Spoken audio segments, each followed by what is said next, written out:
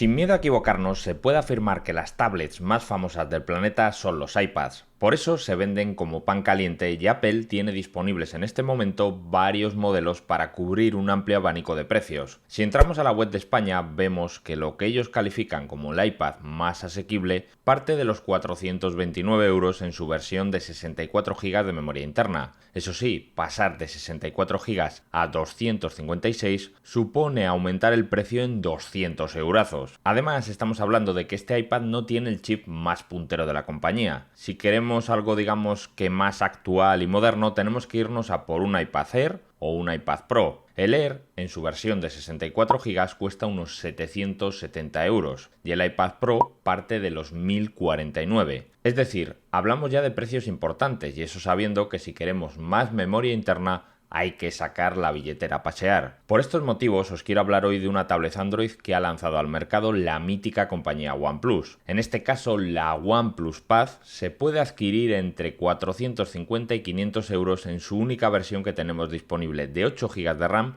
y 128 de memoria interna. Concretamente, a mí me llegó desde AliExpress en su versión europea para Reino Unido. Por eso el cargador que hay en la caja tiene la conexión inglesa. Por lo tanto, estamos hablando de que esta tablet cuesta literalmente la mitad que muchos iPads. ¿Pero vale la pena? Pues vamos a verlo. En primer lugar, tenéis que saber que internamente como cerebro tiene un chip MediaTek Dimensity 9000. Eso a algunos les puede parecer una mala noticia, pero en realidad puede que no lo sea. Vamos a verlo con algunos tests. Empezamos con el mítico AnTuTu en su última versión disponible. En esta prueba la tablet de OnePlus obtiene más de 800.000 puntos, un número que no está nada mal y que la sitúa por detrás del Snapdragon 8 Plus generación 1 del año pasado. Es decir, no llega a la potencia bruta más alta del año 2022, pero tampoco es que esté extremadamente lejos. Y además, lo que me ha encantado es que la potencia la mantiene a la perfección durante periodos largos de uso intensivo, ya que fijaos como con este test de estrés gráfico tiene una estabilidad casi cercana al 100%. Y esto al final quiere decir que en teoría funcionará y moverá juegos con solvencia. De hecho, ahora mismo, con un emulador y un mando de la Xbox, estoy disfrutando del mítico Tekken 3 de PlayStation al que jugué muchísimas horas en mi adolescencia. Sin embargo, parece que los juegos más modernos y demandantes, al tener un panel con bastantes píxeles, se le atragantan algo los fotogramas cuando ponemos máxima calidad, aunque esto me imagino que sea realmente un tema de optimización del sistema.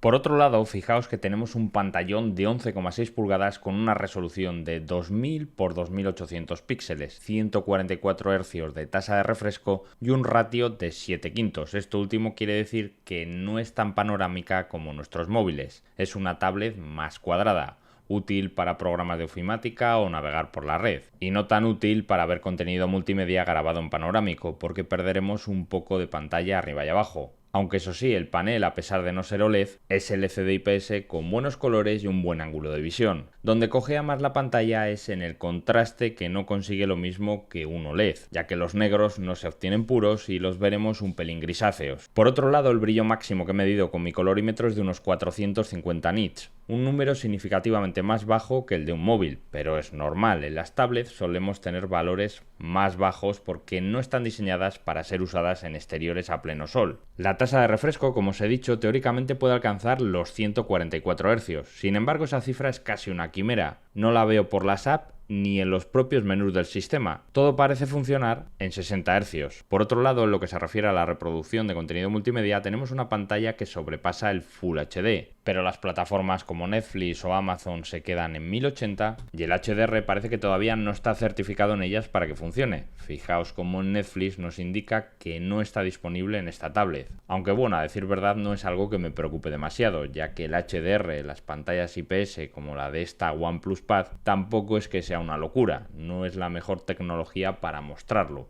También debéis saber que esta tablet tiene en la parte inferior un puerto USB tipo C que lamentablemente no es compatible con salida de vídeo a través de un adaptador. De hecho, parece que es USB 2.0 y lo único, entre comillas, que vamos a poder conectar son adaptadores OTG para enchufar un teclado, un gamepad, un ratón, etcétera, etcétera. Y hablando de accesorios, para este dispositivo oficialmente tenemos un lápiz que cuesta unos 99 euros y una funda con teclado de unos 140. No he tenido la oportunidad de probarlos, pero obviamente si los tuviese darían un plus a la tablet, aunque aumentaría aumentaría significativamente el precio de compra. Lo que sí que tiene esta tablet es una buena construcción, me parece que es bonita y tiene unos acabados bastante decentes. Es fina, con cantos redondeados y con un color verde que sinceramente me gusta. Además tiene un agarre cómodo para ser una tablet y el peso ronda los 550 gramos. Eso sí, no hay jack de auriculares, no hay posibilidad de expandir memoria con micro SD porque no hay bandeja y la cámara trasera sobresale del cuerpo. Por otro lado, también nos debemos fijar en que la tablet tiene 4 altavoces, 2 en cada lado. Su sonido es decente aunque con un par de peros.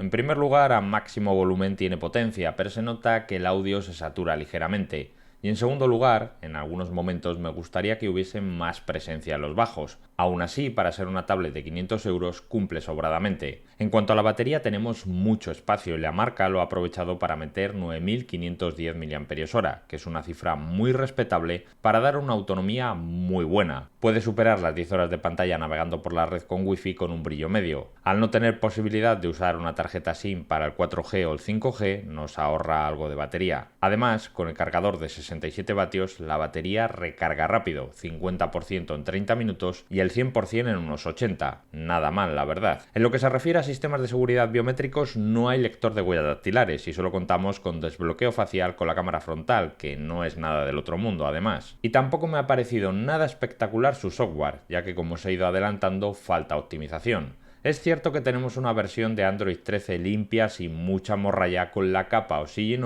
adaptada para grandes pantallas, pero se nota que falta pulimento. Como os he mencionado, no se aprovechan los 144 Hz y echo de menos un modo escritorio. Realmente el sistema con el chip que tiene la tablet con sus 8 GB de RAM y la memoria interna del tipo UFS 3.1 debería ir muy fino y eléctrico, y por ello espero que con las actualizaciones futuras tengamos una experiencia más óptima. Lo que sí que tenemos, como es lógico, es la posibilidad de tener 2 apps en pantalla e incluso tener una pequeña ventana flotante con una app. Sin embargo, por norma general, en Android las apps de terceros no están muy optimizadas para tablets con pantallas muy grandes, ya que los desarrolladores prefieren centrar sus esfuerzos en móviles porque son los dispositivos mayoritarios. En lo que se refiere a conectividad, ya os he adelantado antes que no tenemos 5G o 4G, así que solo contamos entre comillas con Wi-Fi 6, que me ha funcionado correctamente, Bluetooth 5.3 y GPS. Este último, según mis pruebas, parece que no es dual, pero posiciona de forma rápida. Y ahora solo me quedaría hablaros de las cámaras. Tenemos dos, una por la parte de atrás con 13 megapíxeles y apertura f2.2 y una frontal con 8 megapíxeles con la misma apertura. Con la de atrás tenemos estabilizador digital para los vídeos y alcanzamos el 4K a 30 FPS, aunque estando ante una tablet no esperéis una calidad muy buena. Es lo que es, una cámara para usar esporádicamente, sobre todo con apps. Con la cámara frontal os digo lo mismo, el máximo que alcanzamos en este caso es 1080 a 30 FPS. Como es lógico, esta cámara frontal está diseñada principalmente para utilizarse con apps de videoconferencia.